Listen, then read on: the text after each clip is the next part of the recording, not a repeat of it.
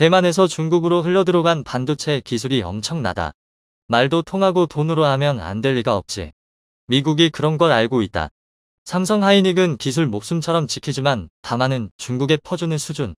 미국은 당연히 삼성으로 올 수밖에 없다. 대만은 중국이에요. 신경 끕시다. 지금도 대만은 중국과 밀접하게 거래하고 있죠. 대만의 반도체는 중국으로 넘어가기 전에 파괴해야 합니다. 안녕하세요. 최근 러시아 우크라이나 상황을 지켜보며 가장 불안에 떨고 있는 국가는 다름 아닌 대만입니다. 중국은 지속적으로 대만의 영토와 반도체 산업을 탐내며 동남아시아와 태평양으로 진출하기 위한 주요한 길목에 위치한 대만을 자신들의 영향권에 두기 위해 수단과 방법을 가리지 않고 있습니다. 중국이 항공모함을 만들고 있는 이유 또한 미국에 맞서서 아시아 태평양 패권을 차지하기 위함으로 그 시작은 대만을 완전히 자신들의 영향권 안에 두는 것입니다. 2022년 올해 상반기 안으로 중국이 자체 제작한 공공사명 항공모함이 진수 대기 중이며 실전 배치가 완료되면 남중국해와 태평양 일대에서 중국의 군사력을 강화하고 유사시 대만의 지원원은 국제사회의 함대를 사전에 차단하기 위한 역할을 수행할 것으로 보입니다. 중국이 대만을 자신들의 영향권으로 두게 되면 세계 패권이 바뀔 수도 있는 중대한 사건이 됩니다. 먼저 대만 앞바다를 통해 중동에 석유를 수송받는 한국과 일본이 직접적으로 타격을 받게 됩니다. 석유를 비롯한 에너지 수송 루트뿐만 아니라 중동과 유럽으로 향하는 무역 항로 역시 이곳을 지나게 대만과 인근 바다가 중국의 영향권으로 넘어간다면 한국과 일본은 에너지 수급과 무역 항로에 큰 타격을 받게 됩니다. 미국 역시 마찬가지입니다. 주한미군과 주일미군을 배치하여 북한과 중국 그리고 러시아를 견제하고 있는 미국은 대만 앞바다에서 영향권을 잃게 되면 안정적인 에너지 공급이 불가능하게 되어 원활한 작전 수행이 불가능하게 됩니다. 이렇게 대만은 지정학적으로도 중요하지만 무엇보다 대만이 중국에게 넘어간다면 가장 우려되는 부분은 반도체와 같은 첨단 산업 분야입니다. 국제사회의 제재를 받으며 첨단 과학기술 발전이 정체되어 있는 중국이 반도체마저 손에 넣게 되면 한국은 물론이고 전 세계에 안 좋은 영향을 주게 되는 것은 명백한 사실입니다. 이렇게 자신을 호시탐탐 노리는 중국에게 맞서기 위해 대만은 스스로의 국방력을 키우는 것은 물론이고 자신이 가진 반도체 공급망을 이용해 유사시 전 세계가 대만을 도와줄 것이란 주장을 하고 있습니다. 하지만 최근 대만을 목숨 걸고 지켜주는 줄 알았던 미국이 다시 애매모호한 입장으로 태도를 바꾸면서 유사시 미국의 대만 개입은 불투명해진 상황입니다. 6월 3일 미국 국무부에서 공식적으로 대만의 독립을 지지하지 않는다라고 밝히면서 대만 여론은 난리가 난 상황이라고 하는데요. 여기에 추가적으로 미국에서 도입하기로 한 팔라딘 자주포의 계약 취소와 패트리어트 방공 미사일의 계약 취소 역시 대만 국민들을 불안하게 만들고 있는 상황입니다.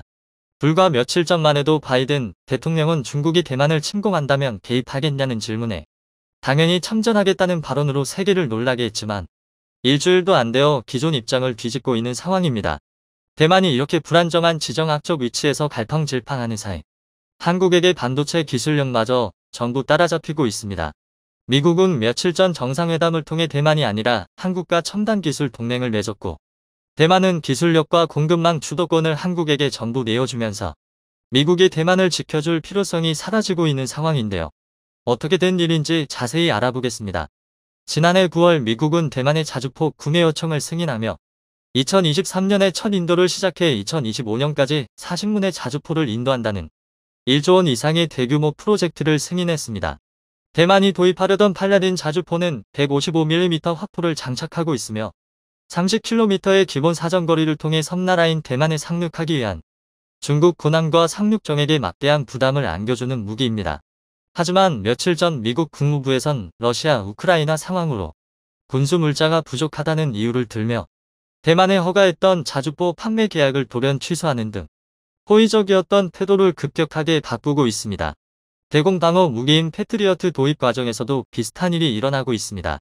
대만 국방부 장관은 3년 전 미국과 추가로 계약한 최신형 방공장치의 도입이 순조롭지 않다고 밝혔습니다. 대만 현지 언론에 따르면 미국과 대만이 합의해 도입하기로 계획한 사거리 확장형 패트리어트 도입 프로젝트가 사실상 좌초이기에 놓였다고 밝히며 2025년 배치를 완료하기로 한 계획이 달성하기 어려운 지경에 놓였다고 말했습니다. 패트리어트 방공 시스템은 최대 40km 고도까지 요격할 수 있는 최첨단 대공 미사일로서 대부분의 중국산 탄도미사일을 요격 가능한 장비입니다. 이런 최첨단 장비가 도입되기로 예정되었지만 입장을 바꾼 미국 정부의 판매 거절로 인해 대만의 방어 능력에 구멍이 생기고 있다는 지적이 나옵니다. 며칠 전 미국과 일본의 정상회담 과정에서 바이든 대통령이 대만이 중국에게 침공당한다면 미군이 군사적으로 개입할 것이라고 대응 방안을 밝힌 것과 상당히 대조되는 계약 취소 결정입니다. 여기에 한술 더 떠 미국 국무부에서는 공식적으로 삭제되었던 하나의 중국 원칙과 대만 독립을 지지하지 않는다는 문구를 되살리며 대만 내부에선 미국에게 수십조 원짜리 반도체 공장을 지어주었지만 결과적으로 뒤통수를 맞았다는 여론이 급속도로 확산되고 있습니다.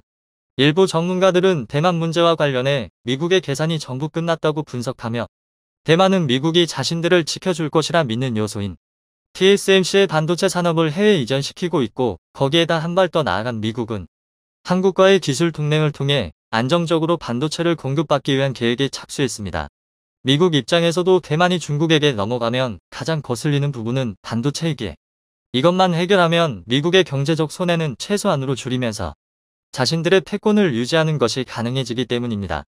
대만 TSMC의 창업주인 모리스 창은 오래전부터 자신들의 기술력을 유지하고 대만을 반도체 여세로 만들기 위해 해외 공장 건설에 매우 부정적인 입장을 지녔습니다.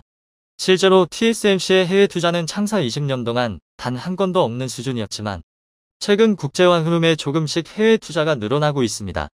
여기에 가장 큰 비중을 차지하는 것이 TSMC의 외국인 지분입니다. TSMC는 설립 초기 대만 정부가 50%에 가까운 지분을 가지고 절반 정도의 국영기업으로 운영해왔지만 공격적인 기술 투자와 글로벌 경영에 맞춰 민영화에 나선 결과 현재는 아시아 최대의 시가총액을 가진 첨단 기업이 되었습니다. 그런데 문제는 TSMC의 지분 중 무려 78%가 외국인 지분으로 대만 국적이 아닌 외국인들이 TSMC를 소유하고 있는 것입니다. 즉 78%의 외국인들이 대만 TSMC의 향후 투자와 공장 건설 등 주요한 경영 현안을 결정하고 있는데요. 최근 들어 대만의 외국인 지분율은 급격하게 늘어나며 이들 중 대부분이 미국계 지분인 것으로 파악되고 있습니다. 이런 미국계 주주들의 의사대로 대만 TSMC는 창업주의 뜻과는 반대되게 해외 공장 건설과 연구개발센터 건설 등 대만에서 벗어나 수십조 원 규모의 새로운 공장을 짓고 있는데 가장 대규모로 투자한 곳은 다름 아닌 미국입니다. 미국에 지어질 공장은 대만 현지 공장보다 최신식 시설과 대규모의 생산 능력을 갖춘 것으로 알려졌습니다.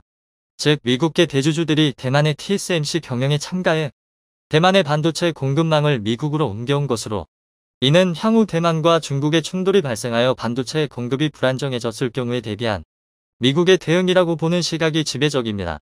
하지만 반대로 생각해보면 대만에게는 오히려 안 좋은 결정입니다. 미국이 자국 본토의 최신식 반도체 공급망을 갖추고 있기에 중국으로부터 대만을 지켜줘야 할 명분이 사라졌다는 것입니다.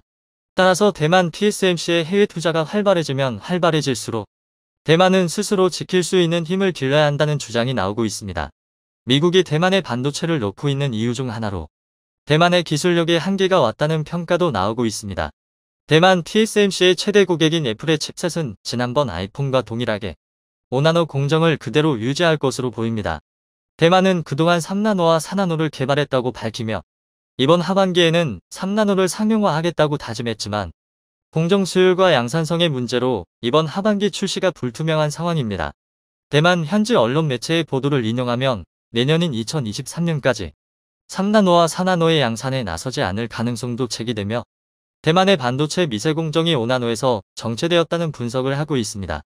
하지만 삼성은 이미 4나노 공정을 적용하여 퀄컴의 스냅드래곤 칩셋과 자체 엑시노스 칩셋을 생산하고 있습니다. 이에 반도체 업계에서는 TSMC가 3나노는 물론이고 4나노에서도 공정 수율을 향상시키는데 어려움을 겪고 있다고 판단하고 있습니다. 최근 몇 년 동안 반도체 업계에선 삼성의 기술력과 공정 수율이 대만 TSMC에 뒤처진다는 식의 보도를 했지만 3나노 공정에선 완전히 판이 뒤집힐 것으로 보입니다. 기존의 TSMC가 장악한 파운드리 시장의 삼성전자는 2010년도부터 본격적으로 뛰어들며 굉장히 짧은 시간 내에 많은 발전을 이뤄냈습니다. 하지만 TSMC가 열심히 준비한 미세 공정에서는 이기기 어렵다는 판단하에 3나노부터 판세를 뒤집을 작전을 계획했고 최근 완벽히 먹혀 들어가고 있습니다. TSMC가 3나노에서 어려움을 겪는 이유는 기존 미세 공정과 똑같은 핀팻 공정을 그대로 적용하고 있기 때문입니다. 하지만 삼성은 이런 문제를 미리 예측하고 핀팻보다 완전히 발전된 구조인 GAA 구조로 개발을 주도하여 반도체 업계 전문가들은 3나노 공정부터는 삼성과 TSMC의 기술 격차는 상상을 초월할 정도로 벌어질 것이라 분석했습니다. 삼성의 GAA 구조는 세계 최초로 적용되었으며 이에 위기감을 느낀 TSMC는 2나노 공정에 GAA를 적용하겠다고 밝힌 바 있습니다. 대만은 자신들의 반도체 산업을 믿고 국제사회가 대만을 지켜줄 것이라 착각했지만 최근 미국의 첨단 무기 판매 불가 결정으로 모든 계산이 끝난 것으로 보입니다. 대부분의 대만 공장은 미국에도 지어주고 있으며 기술 동맹을 맺은 한국의 반도체 기술력은 대만 TSMC보다 더 앞서 나가고 있습니다. 경제 분야에서도 비슷한 일이 일어나고 있습니다. 중국을 압박하기 위한 경제협력기구인 인도 태평양 경제 프레임워크 IPEF에서 대만은 참여하겠다는 의사를 강력하게 밝혔지만 미국은 중국의 눈치를 보면서 대만의 참여를 거부했고 IPEF 수준에 한창 못 미치는 무역 이니셔티브 창설에 합의했습니다. 대만 내부에서는 IPEF만큼이나 효과적인 경제협력이라 홍보하고 있지만 전문가들은 사실상 범위가 조금 더 넓은 FTA라고 보고 있습니다. 2022년 올해 대만의 1인당 국민소득이 한국을 넘어설 것이라며 좋아했지만 최근 대만의 상황을 보면 걱정해야 할 일들이 태산인 상황입니다. 시청자 의견입니다. 미국이 저런 스탠스를 취하는 것도 이해가 가는 게 중국과의 표면적 갈등 유발을 꺼리는 부분도 있지만 대만 내부의 수많은 친중 인사와 스파이들에 의한 중국으로의 정보 유출을 견제하는 입장도 있기 때문이다. 첨단 방위 전력을 대만에 지원하지 않는 가장 큰 이유이기도 하다. 중국에서 최첨단 반도체의 혈안이 되어 대만을 삼키고 세계를 노리는데 대만의 기술이 세계가 위험해질 수도 있다. 시청해주셔서 감사합니다.